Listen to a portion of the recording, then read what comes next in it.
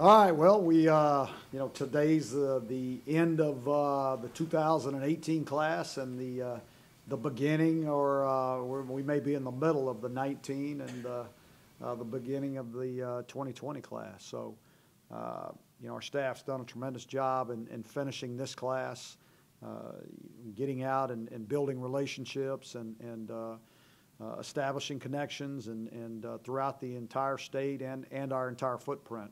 So proud of the job that they've done.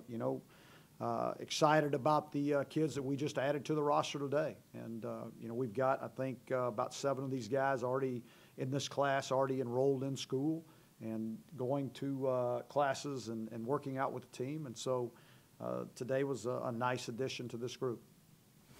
Larry, you may not have had time yet to kind of reflect, but curious how the early signing period affected the last 6 weeks or so. Yeah, I wasn't really sure how it was going to affect it, actually, but in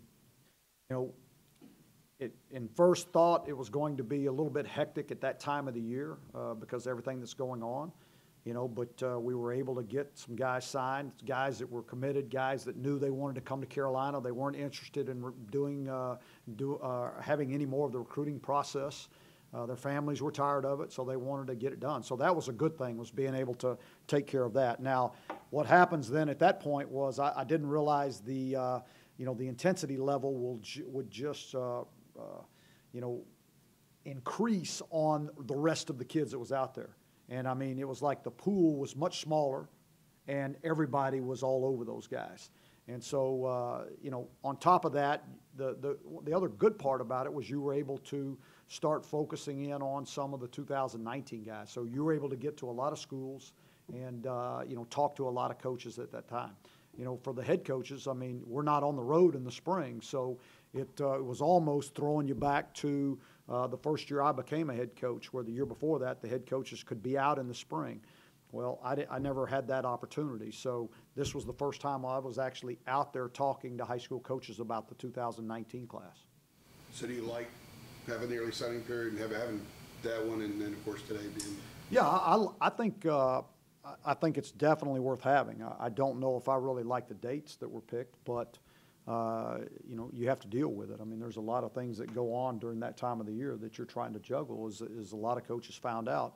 But you just do it, and then some people finish their whole class during that first that signing period, and they were able to to turn all their attention to the 19 class during the month of January. I'm guessing you'd like it to be sooner. How much sooner? Well, I would prefer it to happen before the season starts. I would prefer that it be done before you go into August camp. I mean, especially if we were going to have spring and summer visits. Official visits, which we have right now, and I don't really see a need to do that if we're signing in December. So I would much rather push the signing date up to the beginning of August or the 1st of August before we start camp.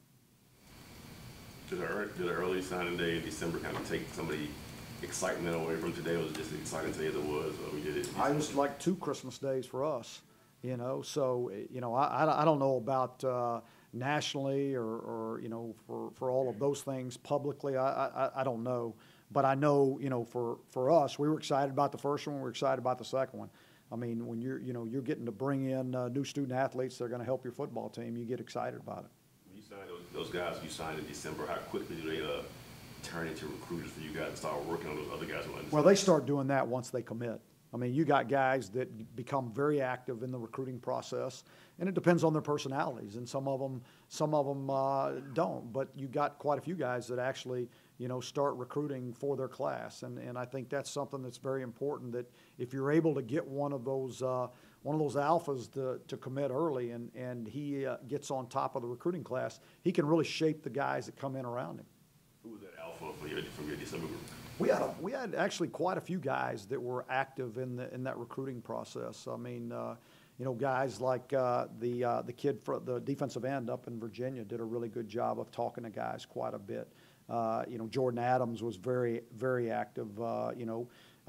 These guys get around to so many camps, and they meet so many guys, and they build so many relationships throughout their time of being recruited that they already have connections, sometimes better connections than the coaches have. Larry, a lot of highly rated kids on the offensive side of the ball. Do you anticipate that group being able to provide a boost once camp starts? Well, you go into every year expecting these kids to come in and contribute to the football team. Now, a lot of that will have to do with their maturity level, and we believe they're there physically, and then whether or not they're going to be there mentally, that's the curve. When they come into camp, are they going to be in the shape, or are they going to be trying to survive?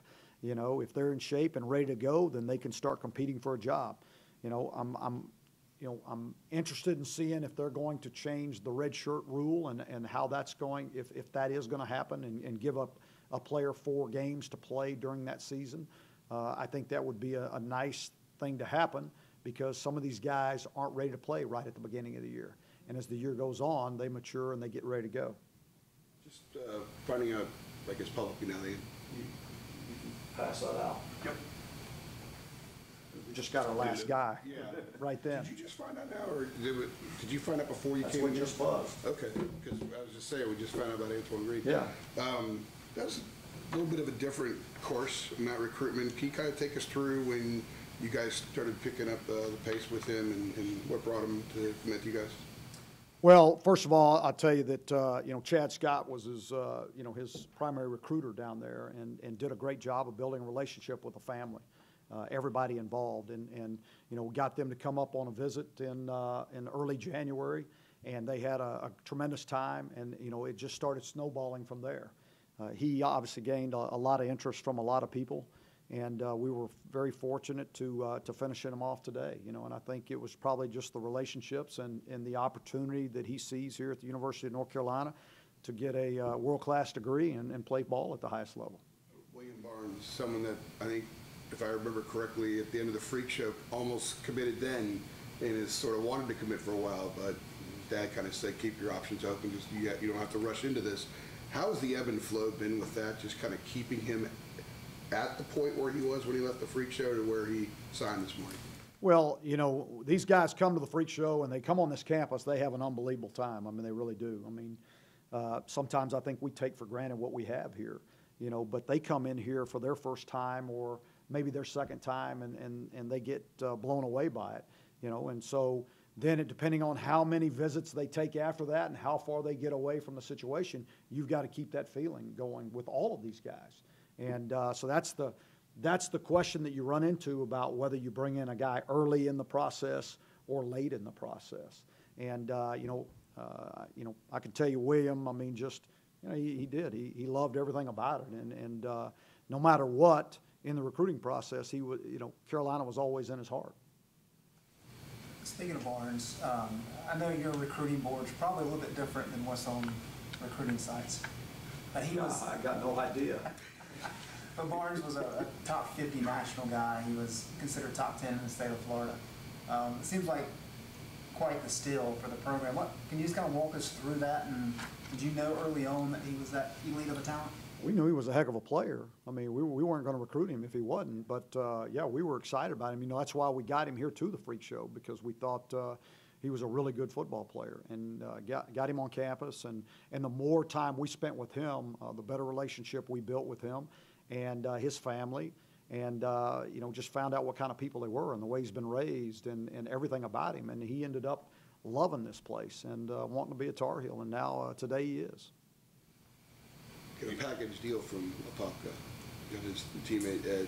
Yeah, I don't know if it was a package deal, but we were fortunate enough to grab both of them, actually. And, Apopka's got a great program down there in Orlando. Rick Darlington's been there for many years, and he's won a lot of football games and done a tremendous job with those guys. And one thing about kids coming out of his program, they know how to win and they know how to work. You guys missed out on 2 in-state linebackers in this class. Would that be a position of high priority in 2019? Well, we signed two linebackers in this class, and we went into this recruiting class saying we wanted to sign 2 linebackers. But we're always, in-state guys are always a priority for us, and we're always going to work extremely hard on the guys in the state of North Carolina. We recruited 2 guys in the state in this last signing period, and unfortunately, we just weren't able to get either one of them. What do you like about Antoine Green, and how will he fit with Jordan Adams and De'Ami Brown. Yeah, he's a 6'2", maybe a little bit over 6'2", probably about 195 pounds. A guy that can really run. He's a kid that plays up above the rim. I mean, he can really get up in the air. So he's one of those big guys that we like having on the outside. But the thing, he's skilled enough to be able to play inside also. I got a chance to, when I was down there, to go and before we went to the home, be able to go to basketball practice and watch him play basketball. And they've got a really good team. And he can get up and down the court. He's extremely quick. I don't know that he's a great basketball player, but he can get up in the air, rebound, and block shots, and he's very, very athletic. When did you guys offer Gavin Lewis, and can you kind of take us through? That's a real recent situation here. Yeah, that was really once we hired Tommy Thigpen. Tommy was a guy that had been recruiting Gavin. We really don't go recruit the state of Alabama. But Tommy was recruiting that area and had a relationship with him. And, we knew we wanted to be able to take another defensive tackle or defensive end. And so Tommy, once we looked at the tape and evaluated him, made sure that he was going to be able to handle everything academically, that's when we offered him. And so started recruiting him at that point, get to know the family as much as we could in basically about a 3-week period. My next question is about Tommy, the value in having him on the staff and someone who's one of the most respected recruiters. Yeah, Tommy's got great reputation as a great recruiter. We're happy to have him home. And he was anxious, I think, to get back to Carolina and get back to home. And I'm ecstatic about having him on our staff. You mentioned earlier about getting the beginnings of the 2020 class.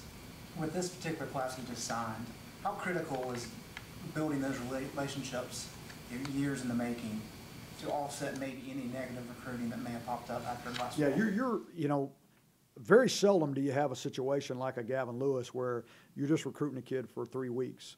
I mean, most of these are, 18, 24, 36 months that you've actually been, that you've known about the kid, you've started building a relationship with the kid. So it's a long process, and that enables you to cast the net around a lot of people that surround that young man. And so you're able to get to know parents, grandparents, aunts and uncles, coaches, the middle school coach, the youth league coach that coached them. You get to know a lot of people in those situations. So, I mean, that's critical. I think anytime you're building relationships, I think it's important to have some time to be able to do that. With the returning linebacker situation, is the door open maybe for a grad transfer or something else? I don't know. I mean, just this happened today, with everybody that we finished. So we'll look at it going forward. I don't know where we are scholarship-wise and all those things, but we'll see. I mean, who knows what'll happen. If not, we got some guys on this campus that'll step into those roles and they'll play well. How about moving somebody, like moving Jonathan Sutton back or Kane Roberts or something like that? Yeah, we have, Kane Roberts he's going to be a linebacker. So it's not that we're moving him back. We just threw him over to help us when we got the injuries last year. So, but he's a linebacker. I mean, as soon as the season was over with, he was right back at linebacker for us. So, and he did that towards the end of the season also. He was working as a linebacker most of the time, and because he had learned what he would need to do if he jumped in there at running back. But I think we've got some guys on this campus that I'm excited to see this spring and see how they develop. This isn't it's not recruiting related, but how happy were you for Mack Hollins, a former walk-on, to win a Super Bowl on Sunday? Yeah, what a great story. I mean, the guy first year out of college, and he's got a Super Bowl ring on his finger. So I was up in, I guess it was the Monday after they beat the Vikings. I was in Philly recruiting, and so was heading back towards the airport. Got to talk to Mac on the phone. He was like, "Stop by. I'm not that far away." So we stopped in, if you know Mac, he hadn't changed a lick. I mean, he's still riding a bicycle, doesn't have a car.